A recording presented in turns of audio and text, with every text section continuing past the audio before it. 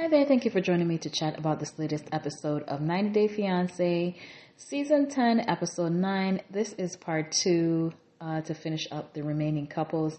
But anyway, if you're a fan of the show, go ahead and hit that subscribe button and also let me know your thoughts on the episode in the comments. So we see where Nikki and Igor went to a vineyard. It looks like a winery, but they have like accommodations there, so like a lodge where they can stay. And Nikki admits that their relationship is a roller coaster and that she just wants to enjoy the time with Igor. They're having wine. They get to the room that they're staying and look around, and then he brings in the wine. And so he pours her some, and then he's having a toast. And he says to new beginnings or old beginnings, and then she takes over and says, this is a continuation to something new. And I was just like rolling my eyes. Like, can the man just do the toast? Like, she always has to be controlling and taking over. And I could see why he gets frustrated. She's just this manly energy about her. So she says that she's, he says that she's getting beautiful with every wine. And I had to laugh because that was kind of funny. Igor's got jokes. So I just noticed that, they haven't said anything about the massive fight they had on the way to see the parents. It's almost as if nothing happened and they're expecting these problems to fix themselves. So I'm like, interesting. It's funny how things are just peachy perfect now without addressing the issues that they were having. But anyway, we see where they had their little toast and whatever, and Nikki says that maybe after dinner they can have sexy time since it's been a week. Igor says he wants to do some test sleep. She's like, no. It's like, oh my gosh. She hasn't changed one bit. I don't know what I was expecting, but still the same sex. Igor says mentally it's not happening because the fighting takes him a few steps back, and he really wants to try. Later, we see where Igor says that they did it last night, and on screen, we see the sex count bumped up to 2. Nikki and Igor goes for a sleeping. Nikki and Igor goes for a cooking lesson at a local pastry place. I don't know if it was on the lodge or it's just a local place, but they're making this pastry, and the lady who's doing the lesson has a dough that's rolled out, and so Nikki has to do one herself, and so her nails are so long it keeps puncturing the dough, but the lady was like, oh, it's fine, I have nails too. So anyway, Igor is making fun of all the noises in his confessional that her phone makes because her nails are so long, and it's always waking him up when he's trying to sleep. So it's like click, click, click, click, click. Anyway, Igor says Nikki doesn't cook, she doesn't clean, and then goes on to say maybe women in the U.S. don't do anything. And I was like, well, many socializing influencers don't do such things. Sorry, Igor. And this is another thing that, is another red flag. He wants more of a traditional woman who's going to keep the home and have the kids and all that, and Nikki is not that. He goes on to say that they're in Moldova, the women take care of the family, they cook, they keep the house, and support the family, and then the man will want to make love. And so he's hinting here that, this type of more softer, feminine woman turns him on, and she is kind of like the opposite because she's not doing these things. And so what's supposed to happen if you're supposed to be ready to make love because of these things that the women do and she's not doing it? Yeah, you're not going to have that desired outcome that he's saying that should happen. And I just wonder if this is another excuse to not be involved with Nikki. Although it's not really an excuse, really. If that's something that he desires and he's not getting it, she's just not the person for him. But anyway, they're still going along as if they're not aware of these problems and differences. So while they were working on the pastry, Igor had the bright idea to try to throw her some dough and ask Nikki to catch it, I guess, in her mouth. Of course, we already know how Nikki would take this. She says she wants something else in her mouth, not that. And I was just like, oh my gosh, please stop. So they finally finished making the dough, and this is what they were going to have. to eat. And so while they're at the table eating their whatever it was that they made, the pastry, Nikki complains about how Igor hit her up at 3 a.m. and that he wasn't special to her. And this girl just always has a sexual complaint. It just never ends. Like, she wasn't getting it, she complained. He hit her up, she complains about the time. She was like, oh, well, I wanted to be awake. I want to see your face, and blah, blah, blah. But she wasn't complaining when it was happening. But then after the fact, now she's complaining. Well, I get that it's not ideal, but considering how much she complains, you'd think that she would be, not doing all this complaining still. So she asks, once again, of the hundreds of times that she asked this, if it's because, she's trans. Igor says that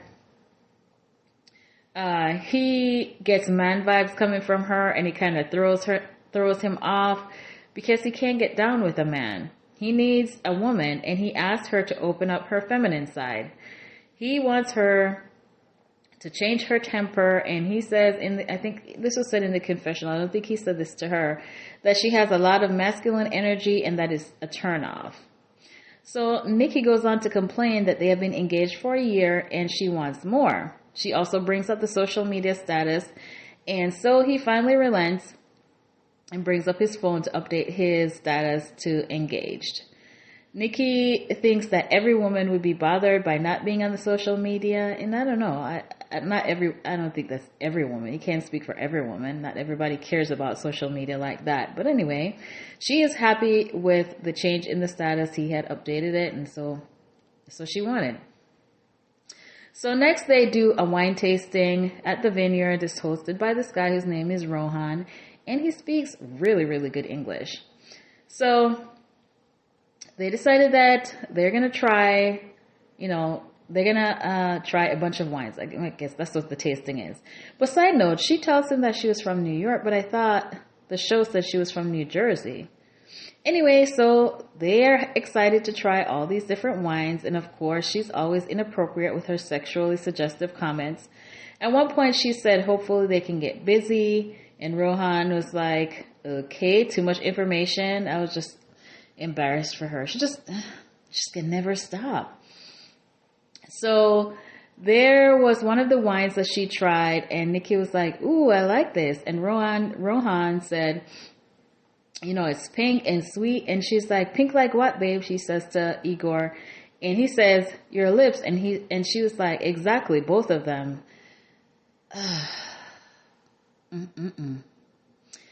Of course, they get increasingly drunk, and Rohan is trying to act cool. In his confessional, he says he calls wine the universal lubricant, which is kind of clever, because as the night go by, they get drunker and drunker. They started, kissing and whatever. So, this is the first time that I see that they're really actually having a good time. And if it takes being drunk to have a good time with each other, perhaps that's another red flag. So anyway, we see where the next day they're hungover and they go out to eat. She is really acting like she's out of it. She's like, oh, I'm so hungover. My head's spinning. I'm dizzy. I need hydration and all that. I need some food. But she wasn't too hungover to pick a fight. She was asking about, so they go to the restaurant to eat, and they have different meats on the plate. I don't know if it was multiple meats or just one type of meat. And she's looking and asking, what kind of meat is this? And Igor was like, mouse meat. But he was joking. He was like, I don't know, maybe beef or something. But we see where the waiter came by to bring something to the table, and she didn't ask the waiter. But after the waiter leaves, she continues to complain about the meat being questionable. What kind of meat is this? I hope it's not this. I hope it's not that. And I empathize with poor Igor. How does he do it? Because I am just annoyed already, and I'm not even having to deal with her. So she says she can't wait for horseback riding today. But then, of course, she has to interject sex in that again, saying she would rather ride him or something to that effect.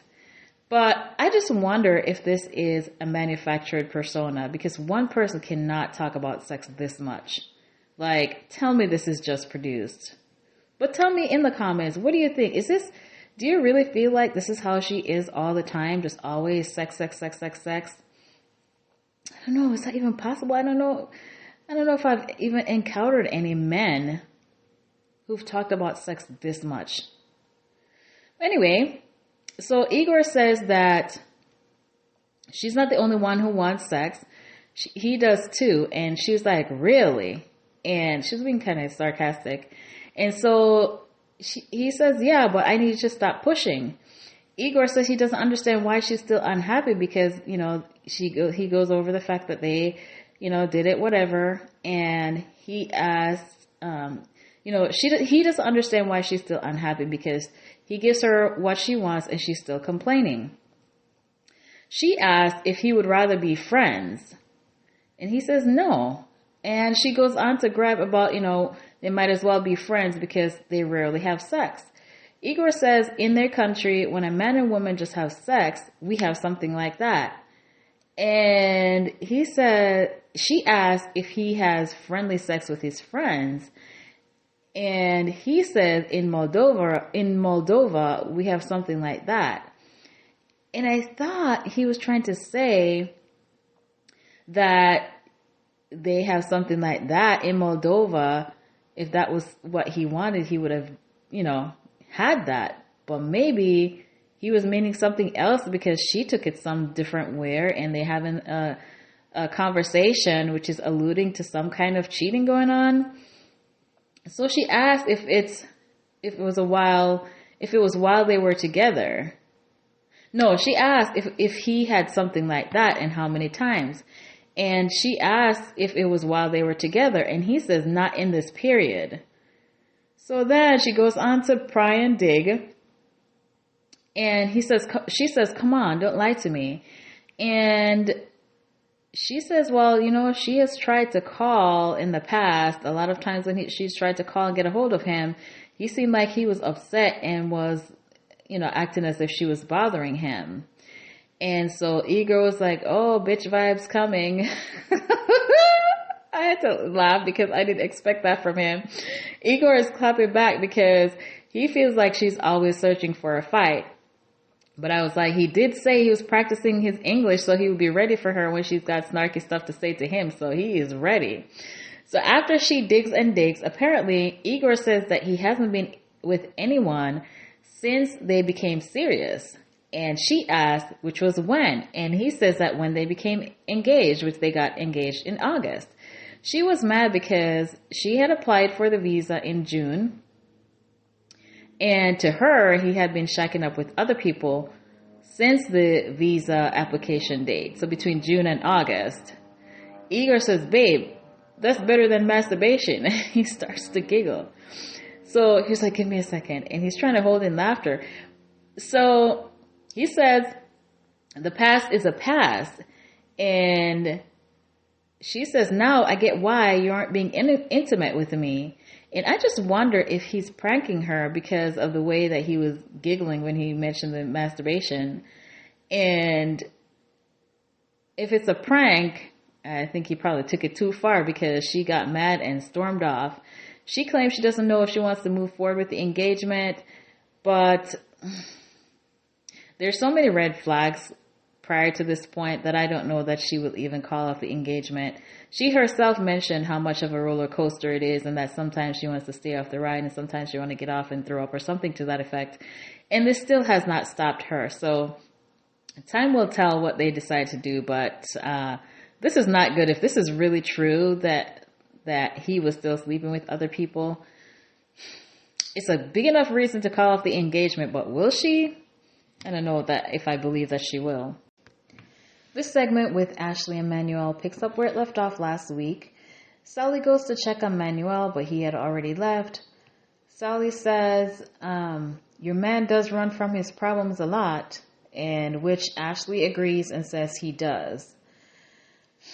It just seems to me that she just doesn't want her friends to have a good impression of him or something, because why would she say that? And the positions that she puts him in does not put him in a good light. I feel like if anything, she should have just acted like she didn't hear this and not make situations worse. The whole situation is just inappropriate in my opinion. Not that I condone Manuel calling her nuts, but I can see, his point of view, and I can understand how it angers him to feel like he's getting ganged up on. It's just not the proper forum to discuss the issues. Why do the friends need to be this deeply involved? I think he should talk to Ashley about talking about, not talking about their business in front of other people. And Ashley should consider, she should know this already anyway, considering how secretive he is. And with her putting things out in front of strangers or in front of her friends, I feel like this might make him even more secretive. And so this double date, they claim it's a double date, but to me, a double date is supposed to be hanging out with another couple, having fun, but this was more of an interrogation in my opinion. Ashley says that Manuel's favorite statement is mucho walla walla, which means you talk too much or you're talking too much, which Ashley tend to blab a lot. Alicia says that asked after Manuel left, is this how he normally behaves? And she says he's done this before and it's because he doesn't like being questioned. So really, does anyone like being questioned like this? Especially in front of strangers? I don't think so. I don't think anybody would like this kind of setup that they had with him. Sally says this confirmed what he thought about Manuel, and he says he's a man-child. So the friends are forming their opinions of him, which is not great, but I feel like it's also unfair to him because all Ashley is telling them, is bad stuff about him. And really, if it was all bad, why would you be this hell-bent on marrying this guy? So anyway, Manuel in his confessional says it's hard for him to talk to people who always had everything. And he feels like he just wasted his time because they'll never understand because they've never experienced it.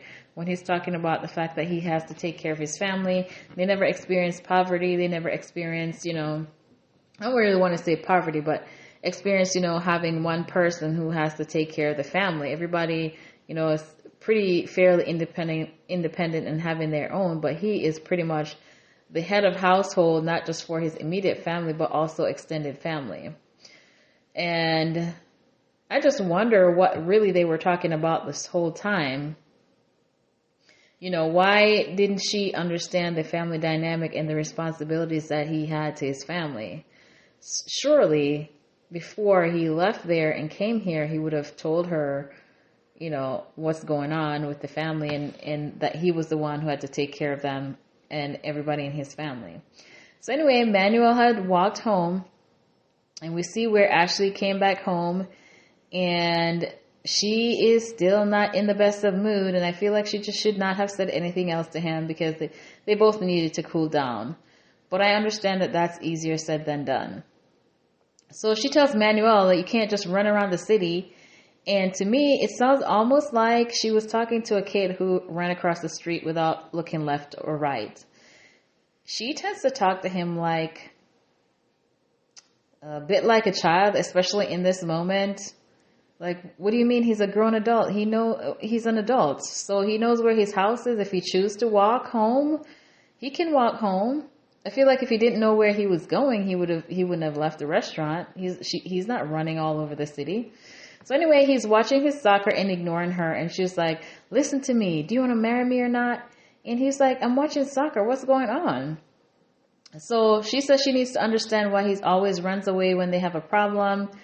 And he said he had a problem, with her talking to strangers about him and what he does or doesn't do. He says, you can talk to them about yourself, but not me. And Ashley tries to justify this by saying that it's our life. And Manuel says, yes, our life, you and me, not your mom, not your dad, not your sister or anybody else. And I agree with him. Like certain things should just stay between the couple. And Ashley just blabs too much. Every opportunity, she has to be blabbing. And also, it's not like she's telling positive things. It's not like, she's sharing great news. She's not. So what is the purpose? So Manuel doesn't want to talk about it anymore. And he asked not to discuss him or whatever happens between the both of them to her friends. And I don't think this is an unreasonable request.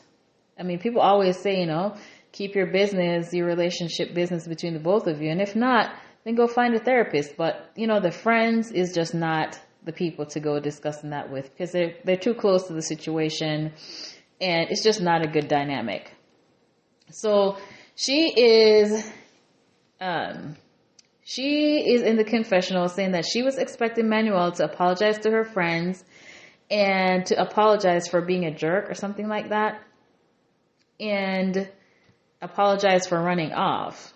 Yes, he could have apologized for losing his temper and walking off in the middle of the conversation, but when would he have apologized to the friends exactly?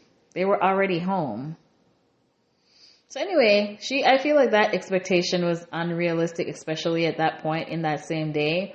Maybe next time he sees them, he can say, I'm sorry, I lost my temper. I didn't mean to walk out when you were talking to me, but to expect an apology there and then at that time, that just didn't seem to make sense to me. So she questions whether she could marry someone who wants nothing to do with her friends, which is not what Manuel said, by the way, and who doesn't want her to have anything to do with his family. But she goes on to say that she doesn't think so, but then says she doesn't know what to do. And I'm like, what? If you don't think that you can marry this man, there's only one thing that you can do.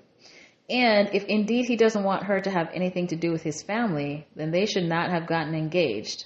Also, in the last episode, I think she had mentioned something about meeting with the family or something like that, which suggests to me that she has met some of the family while she was in Mexico. So I wonder what had transpired since then, or is this just a made-up storyline about him not wanting anything to do with the family? Granted, maybe she hasn't met the children, but she has met somebody in the family. Anyway, later on, Ashley is going to take Manuel out to eat. So they go outside, and we see where Manuel has a shirt on the line to dry, and Ashley called it ghetto or something like that. And I was like, clearly, she's not very enlightened on this. This is very popular in other countries for people to hang their clothes out on a line to dry. And as a matter of fact, I think the sun is like the best way to dry your clothes, really. And I just wonder what she thought was available before dryers were available to dry clothes. People always used to hang their clothes out on the line. But anyway, I just thought it was funny that she said that. Manuel says that the American food was doing a number on his stomach for the first month, I think. And I could totally understand, just because there's a plethora of processed foods here, whereas that's not really that much prevalent in the diet of people from other places. They tend to grow their own food, or there's more organic food available versus the quick food that we have here in the U.S. So she says he has had stomach problems in the confessional and goes on to cackle. And I was like, what is so funny? That's really an issue with his stomach not being able to handle all the preservatives in the food, and she's laughing. I don't know why she laughed. I didn't think it was funny. Anyway, so Ashley says the energy between them is still not quite right, but she still wants to do some wedding planning. So instead of sorting out whatever it is, she still wants to push through with the wedding planning as if nothing has happened. So anyway, so they're going to this local restaurant, and it's supposed to be really good there. They have a popular dish called the garbage plate. And so when they go there, she has the girl at the counter explain what it is, and you can tell why it's called the garbage plate. It's just a bunch of, it's like fries or pasta, then meats, and they have all these toppings, and it's just really unhealthy. So anyway, she says, she asked Manuel that if he likes it, and he was like, He mentioned some of his native dishes that he would rather have. She asked him what kind of food that he wants for the wedding. Of course, he wants his native food. And she go on to say that they decided to get married in Florida because they met in a travel experience, and so why not? That's her logic. But anyway, she decides that she wants to look at the flights to Florida while they were there. While they were eating, she pulls out her phone and she tells him the price for the flight one way, which was like $250, which was for one person. And he asked if there was anything cheaper.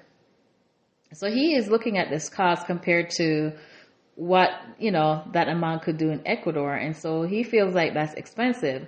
Then she gives him the total for the two people flying and then the taxes. And Manuel's like, well, what about the $250? So I guess he didn't understand that was the price for one, and he just feels like it's so expensive.